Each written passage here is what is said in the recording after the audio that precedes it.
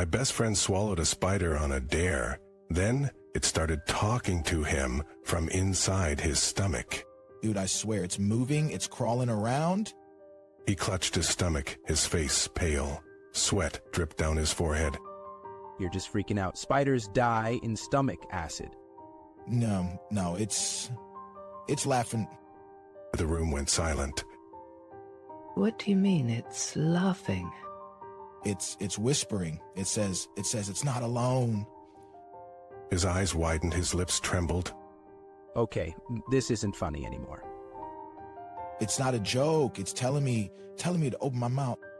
And then his jaw unhinged, wider than humanly possible. Oh my God. Something black and hairy pushed against the back of his teeth.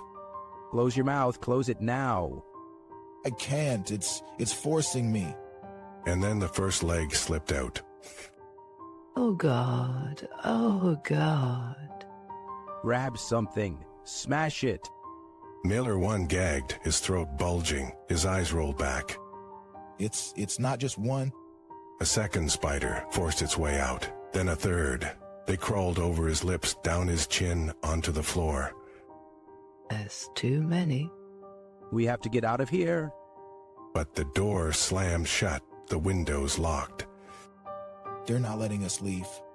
The spiders skittered toward them, moving too fast. And then... Wait, do you hear that?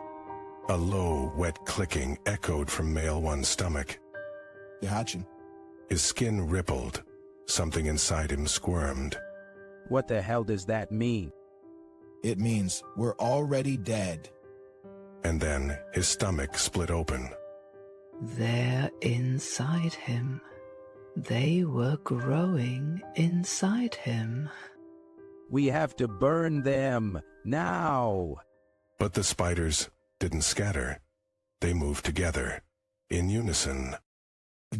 Gurgling. They want you to see. The largest spider, fat and pulsing, crawled from the ruin of his ribs. It reared up on its hind legs. It's looking at us. And then it spoke. Voice distorted, not his own. You shouldn't have watched. The window shattered, not from the outside, from within. What did you do? The spiders surged forward, not toward them, past them. They're going into the walls. And then the house screamed. The walls. Look at the walls. The wallpaper bulged, rippled. Thousands of tiny legs pressed against the other side. They're everywhere. They're in the house now. Male 1's body collapsed, hollowed out like a rotten log. The big spider perched on his chest, mandibles clicking. The lights flickered, shadows moved wrong. Something dripped from the ceiling. Not water. Something warm and sticky. The attic. We have to get to the attic. Are you insane? That's where the sound came from. Then they heard it, from above. A sound like popcorn popping, like eggs hatching. She reached up, felt something skitter through her fingers. Oh, God. I can feel them on my scalp. The big spider reared back and laughed. They're in my mouth. Her scream cut off with a wet crunch. Male 2 stumbled backward, but the floor gave way beneath him. Not into a basement, into something worse. Something pulsing and warm. The last thing Male 2 saw before the darkness took him was the big spider watching, waiting. And from somewhere deep in the house, a new chorus of voices began to whisper. My wife has been acting strange ever since she came back from the graveyard shift at the morgue. Last night, I caught her standing over our baby's crib, whispering something in a language I've never heard before. What the hell are you doing? You'll wake her. Her voice was wrong, too deep, too rough, like something was speaking through her. Who are you talking to? The one who's always watching. the one who's hungry. Then she turned her head. Too far. Her neck cracked like dry wood. Oh, God. You shouldn't have looked. That's when I saw it. The thing behind her. The thing with too many teeth. Run. Just run. But the front door was already locked. And the windows? They weren't there anymore. Just walls. You can't leave. Not until it's fed. The lights flickered. Shadows moved on their own. And then the baby started crying. No. No, no, no. It likes it when they cry. The thing stepped forward. Its grin split its face in half. You what? You already know. And then the screaming started. What is this? It's always been here. You just never listen.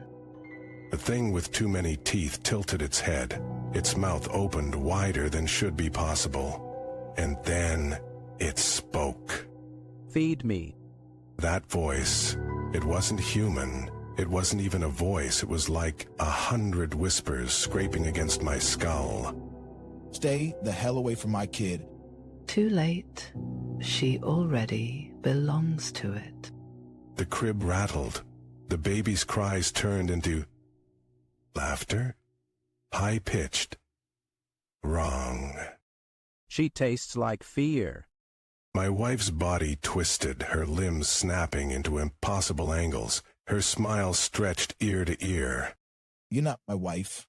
I haven't been for a long time. The lights went out, the air turned thick, and then something wet dripped onto my shoulder. Look up. I didn't want to, but I did. Oh, God. It was hanging from the ceiling, a mass of skin and teeth and eyes, all staring at me. You're next. The last thing I heard before the darkness swallowed me whole? My baby's laughter. Where am I? Where it wants you to be.